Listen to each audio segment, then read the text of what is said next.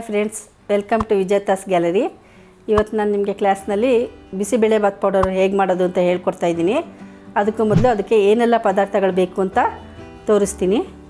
ಇದು ಬ್ಯಾಡಗೆ ಮೆಣಸಿನ್ಕಾಯಿ 70 ಗ್ರಾಮ್, ಗುಂಟೂರು ಮೆಣಸಿನ್ಕಾಯಿ 35 ಗ್ರಾಮ್, ಧನಿಯಾ 65 ಗ್ರಾಮ್, ಜೀರಿಗೆ 25 ಗ್ರಾಮ್, ಇಂಗು 1/4 ಟೀ ಸ್ಪೂನ್, ಕರಿಬೇವು 10 ಗ್ರಾಮ್, ಉದ್ದಿನಬೇಳೆ 25 ಗ್ರಾಮ್, ಮೆಂತ್ಯ 10 ಗ್ರಾಮ್, ಕಡಲೆಬೇಳೆ 30 ಗ್ರಾಮ್, ಉಪ್ಪು, ಇದು ಮೆಣಸಿನ್ಕಾಯಿ ಹುರಿಯೋದಕ್ಕೆ ಘಾಟ್ ಬರದೇ ಇರಲಿ ಅಂತಂದ್ಬಿಟ್ಟು, ಚಕ್ಕೆ 10 ಗ್ರಾಮ್, ಜಾಯಿಕಾಯಿ 1, ಲವಂಗ 5 ಗ್ರಾಮ್, ಇದಿಷ್ಟು ತೊಗೊಂಡಿದ್ದೀನಿ. ಇವಾಗ ಇದಿಷ್ಟು ಹೇಗೆ ಹುರಿಯೋದು ಅಂತ ತೋರಿಸ್ತೀನಿ.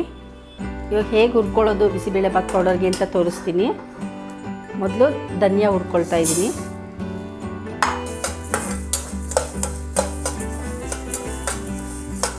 ಧನಿಯಾ ತುಂಬ ಹುರಿಯೋದೇನು ಬೇಡ, ಸ್ವಲ್ಪ ಹಿಡಿ ಬೆಚ್ಚಗಾದರೆ ಸಾಕು.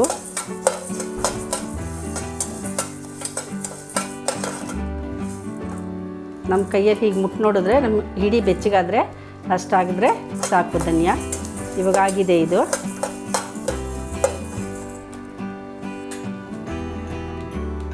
ಈಗ ಉದ್ದಿನಬೇಳೆ ಹುರ್ಕೊಳ್ತಾ ಇದ್ದೀನಿ.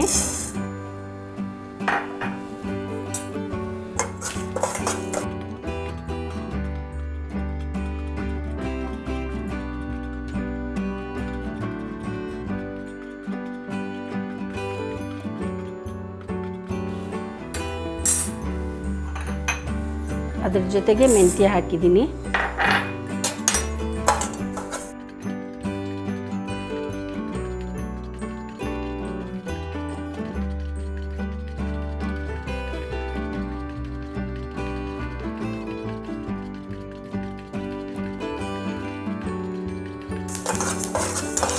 ಆಗಿದೆ ಇದು. ಇವಾಗ ಕಡಲೆಬೇಳೆ ಹುರ್ಕೊಳ್ತಾ ಇದ್ದೀನಿ. ಸ್ವಲ್ಪ ಇದು ಕಂದು ಬಣ್ಣ ಬರೋವರೆಗೂ ಹುರ್ಕೊಂಡ್ರೆ ಸಾಕು.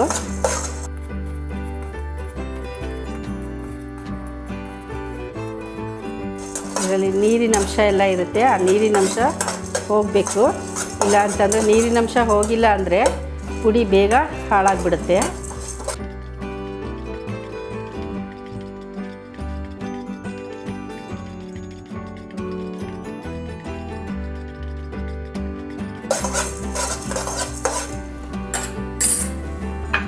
ಅದ್ರ ಜೊತೆಗೆ ಜೀರಿಗೆ ಹಾಕ್ಕೊಳ್ತಾ ಇದ್ದೀನಿ.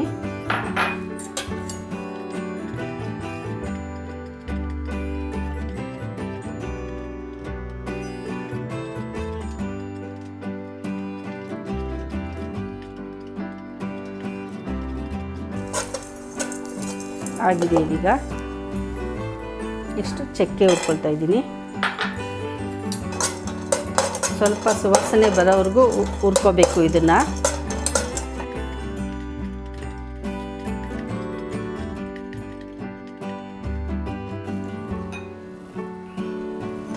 ಲವಂಗ ಹಾಕಿದ್ದೀನಿ ಇದ್ರ ಜೊತೆಗೆ. ಈಗ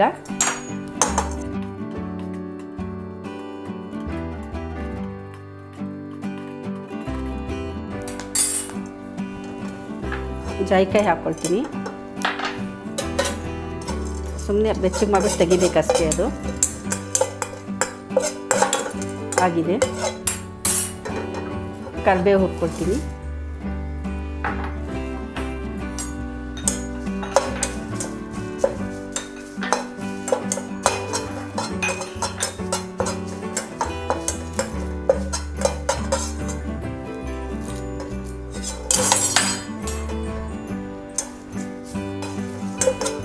ಆಗಿದೆ ಇವಾಗ ಇದು. ಮೆಣಸಿನ್ಕಾಯಿ ಹುರ್ಕೊಳ್ಳೋಣ. ಸ್ವಲ್ಪ ಉಪ್ಪು ಹಾಕ್ಕೊಂಡು ಹುರ್ಕೊಳ್ತೀನಿ, ಘಾಟ್ ಬರದೇ ಇರಲಿ ಅಂತ.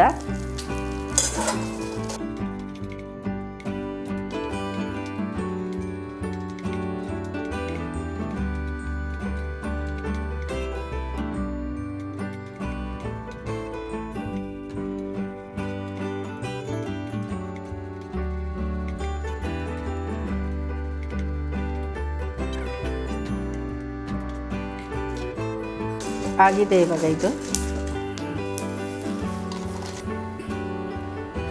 ಈಗ ಗುಂಟೂರು ಮೆಣಸಿನ್ಕಾಯಿ ಹುರ್ಕೊಳ್ತಾ ಇದ್ದೀನಿ. ಅದಕ್ಕೂ ಅಷ್ಟೇ ಸ್ವಲ್ಪ ಉಪ್ಪು ಹಾಕ್ಕೊಂಡು ಹುರ್ಕೊಳ್ಬೇಕು. ಸ್ವಲ್ಪ ಕಡಿಮೆ ಉರಿನಲ್ಲೇ ಹುರ್ಕೊಳ್ಳಿ. ಮತ್ತು ಈ ಥರ ನೀವು ಕೈ ಆಡಿಸ್ತಾ ಇದ್ದರೆ ಎಲ್ಲ ಕಡೆಯೂ ಅದು ರೊಟೇಟ್ ಆದಾಗ ಚೆನ್ನಾಗಿ ಉರಿಯುತ್ತೆ. ಹಾಗೆ ಬಿಟ್ಬಿಟ್ರೆ ಒಂದೇ ಕಡೆ ಹುರ್ಕೊಂಡು ಕಪ್ಪು ಬಣ್ಣ ಬಂದುಬಿಡುತ್ತೆ. ಹಾಗಾಗಿ ಸ್ವಲ್ಪ ಈ ಥರ ರೊಟೇಟ್ ಮಾಡ್ತಾ ಇರಬೇಕು ನೀವು.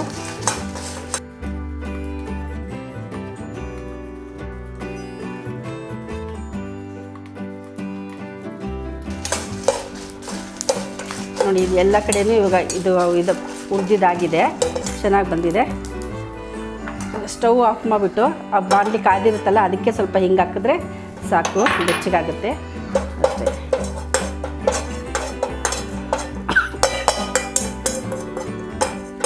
ಆ ಬಿಸಿಗೆ ಹಿಂಗು ಫ್ರೈ ಆಗಿದೆ.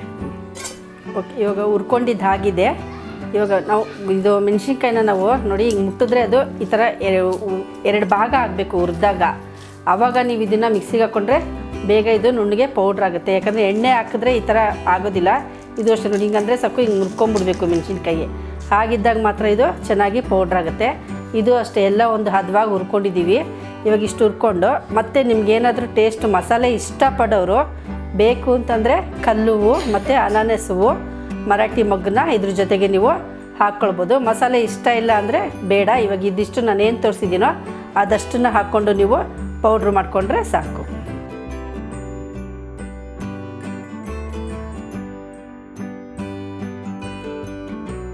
ಇವಾಗ ಪೌಡ್ರು ಬಿಸಿಬೇಳೆಬಾತ್ ಪೌಡರ್ ರೆಡಿಯಾಗಿದೆ. ನೋಡಿ, ಒಳ್ಳೆ ಕಲ್ಲರು ಬಂದಿದೆ, ನೋಡೋದಕ್ಕೂ ಚೆನ್ನಾಗಿ ಕಾಣ್ತಾ ಇದೆ. ಇದು ಒಳ್ಳೆ ಟೇಸ್ಟಿಯಾಗಿರುತ್ತೆ ಮತ್ತು ತುಂಬಾ ಅಂದರೆ ಸ್ವಾದಿಷ್ಟವಾಗಿರುತ್ತೆ. ನೀವು ಮನೆಯಲ್ಲಿ ಇದನ್ನು ಮಾಡ್ತಾಯಿದ್ರೆ ತುಂಬ ಪರಿಮಳ ಬರ್ತಾ ಇರುತ್ತೆ.